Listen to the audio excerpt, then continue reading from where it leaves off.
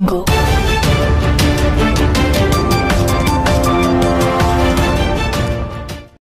बिस्मिल्लाहिर्रहमानिर्रहीम। अस्सलाम वालेकुम नाज़रीन। अफ़गानिस्तान के सदर अशरफ गनी ने आखिरकार इस्तीफ़ा दे दिया और वतन छोड़कर फ़रार हो गए, जिसका मतलब ये हुआ कि गैरतमंद अफ़गानियों ने रूस के बाद एक और सुपर पावर यानी अमेरिका और उसके इत्तेहादियों को शिकस्त फ़ाश से दो चार कर दिया और तमाम फसली बटेरों को भागने पर मजबूर कर दिया।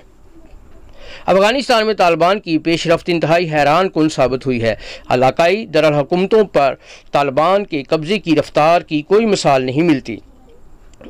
लेकिन ये सब इतना जल्दी कैसे हुआ, ये एक बहुत बड़ा सवाल है। अमेरिका और उसके नेटो इत्तेहादियों बशमूल बरतानिया ने पिछले 20 सालों का बेहतरीन हिस्सा अफ़गान सिक्योरिटी फोर्सेस को तरबियत देने और उन्हें लेस करने में सर्फ कर दिया। बेशुमार अमरीकी और बरतानवी जनरलों ने एक ज़्यादा ताकतवर और काबिल अफ़गान फ़ौज बनाने का दावा किया है, लेकिन आज तमाम वादे दावे खाली दिखाई दे रहे हैं। देखा जाए तो अफ़गान हुकूमत को नज़रियाती तौर पर अब भी अपनी बड़ी बालादस्ती महसूस होनी चाहिए थी। अफ़गान सिक्योरिटी फोर्सेस की तादाद 3 लाख से ज़्यादा है, चाहे वो कागज़ों पर ही है। इसमें अफ़गान फ़ौज, फ़ज़ाइया और पुलिस शामिल है। अफ़गान फ़ौज और पुलिस बदनवानियों की एक परेशान कुन तारीख़ है। कुछ बेईमान कमांडर्स फ़ौजियों की तनख्वाहों का दावा करते हैं जो सिरे से मौजूद ही नहीं थे। अमेरिकी कांग्रेस को दी गई अपनी ताज़ा रिपोर्ट में अफ़गानिस्तान के ख़ुसूसी इंस्पेक्टर जनरल सिगार ने बदनवानी के संजीदा असरात और फोर्सेस की असल ताकत के बारे में अदाद-ओ-शुमार की काबिल एतराज़ हक़ाइक़ पर तशदीद तशवीश का इजहार किया है। नाज़रीन, रॉयल यूनाइटेड सर्विसेज इंस्टीट्यूट के जैक वाल्टिंग कहते हैं कि अफ़गान फ़ौज को भी कभी यकीन नहीं आया कि उसके पास कितने फ़ौजी हैं। इसके अलावा वो कहते हैं कि सामान और हौसले को बुलंद रखने में भी दुश्वारी का सामना रहा है। फ़ौजियों को अक्सर ऐसे इलाकों में तैनात किया गया जहां उनका कोई कबायली या ख़ानदानी राब्ता नहीं होता था। अफ़गान फ़ौजियों ने इस वजह से भी लड़ाई के बग़ैर अपनी पोस्टों को छोड़ने में इतनी जल्दी की। तालिबान की ताकत की पमाइश करना और भी ज़्यादा मुश्किल है। वेस्ट पॉइंट पर अमेरिका कम्बैटिंग टेररिज्म सेंटर के मुताबिक तालिबान जंगजुओं का कुल तखमीना 60,000 है। उनकी बुनियादी ताकत दीगर मलेशिया ग्रुपों और हामियों के इजाफे से ये तादाद 2 लाख से तजावज़ कर सकती है। लेकिन पश्तो बोलने वाले साबिक बरतानवी फ़ौज के अफसर डॉक्टर माइक मार्टिन ने अपनी किताब में हलमन में तनाज़े की तारीख़ का सुराग लगाते हुए तालिबान को एक सिंगल गिरोह के तौर पर मुतय्यन करने से ख़बरदार किया है। इसकी बजाय वो कहते हैं कि शायद तालिबान आर्ज़ी तौर पर एक दूसरे से वाबस्ता हैं। उन्होंने नोट किया कि अफ़गान हुकूमत भी मकामी धड़े बंदी के मुहरक़ात से मुतासर हुई है। अफ़गानिस्तान की शक्ल बदलती हुई तारीख़ इस बात की वजाहत करती है कि किस तरह ख़ानदानों, कबाइल और यहाँ तक कि सरकारी अफसरान ने भी अपनी बका को यकीनी बनाने के लिए वफ़ादारियाँ तब्दील की हैं। नाज़रीन, एक बार फिर अफ़गान हुकूमत को फंडिंग और असला दोनों के लिहाज से तालिबान पर बहुत बड़ी बरतरी हासिल थी। अमेरिका की जुलाई 2021 की रिपोर्ट के मुताबिक अफ़गान हुकूमत ने फ़ौजियों की तनख्वाहों और आलात की अदायगी के लिए अरबों डॉलर्स वसूल किए, जबकि अफ़गानिस्तान की सलामती पर 88 बिलियन डॉलर से ज़्यादा खर्च किए गए।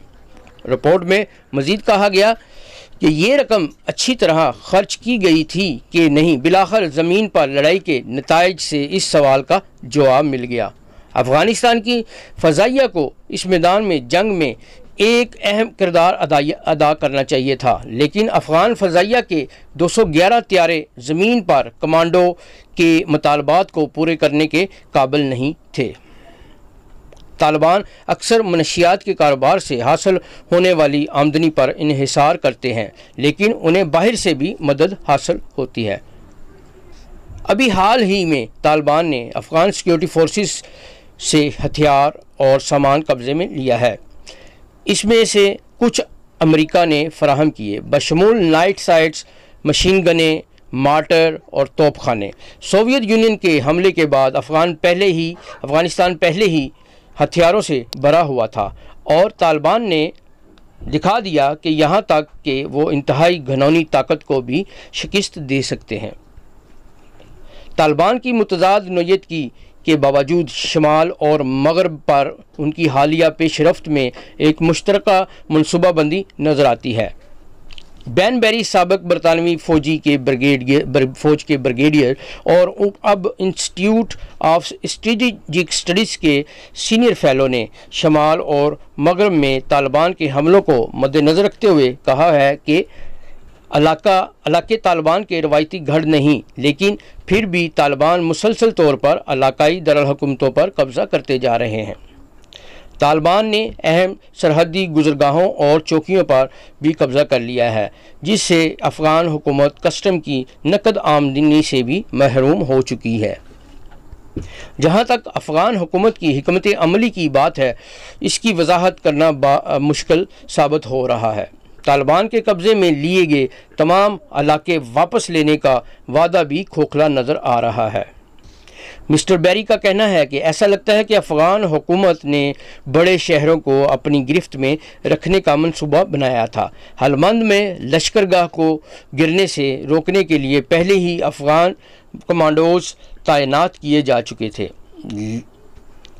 लेकिन ये कितनी देर तक खड़े रहेंगे। अफ़गान स्पेशल फोर्सेस की तादाद 10,000 के करीब है, जो निस्बतन बहुत ही कम है। दूसरी तरफ तालिबान प्रोपोगंडा जंग और बयानिए की जंग जीतते दिखाई दे रहे हैं।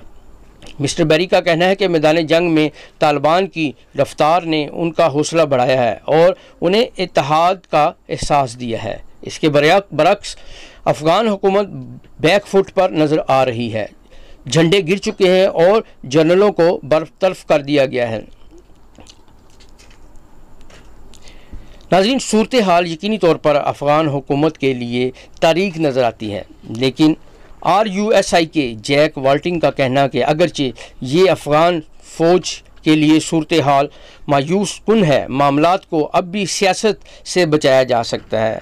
अगर हुकूमत कबायली रहनुमाओं पर फतह हासिल कर सकती है तो उनका कहना है कि अब भी मामलात बेहतर होने का इम्कान मौजूद है। मौसम गर्मा अपने अख्ताम की तरफ जा रहा है और इस मौसम की लड़ाई जल्द ही ख़त्म हो जाएगी, क्योंकि अफ़गानिस्तान मौसम सरमा में दाखिल हो रहा है, जो ज़मीन पर मौजूद अफ़गान अफवाज के लिए सूरत हाल ज़्यादा मुश्किल बना देगा।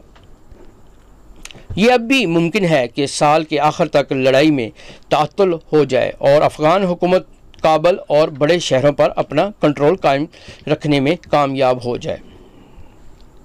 और अगर तालिबान में फूट पड़ जाए तो सूरत हाल में बड़ी तब्दीली वाक़या हो सकती है, लेकिन फिल वक्त अफ़गानिस्तान पर काबिज़ होने की अमेरिका और नेटो की कोशिश उनसे पहले सोवियत यूनियन की तरह बेकार साबित हुई है। नाजरीन, अगर आपको हमारी ये वीडियो पसंद आई है तो इसे लाइक और सब्सक्राइब करना मत भूलिएगा। इसी के साथ इजाज़त दीजिएगा। अल्लाह निगहबान।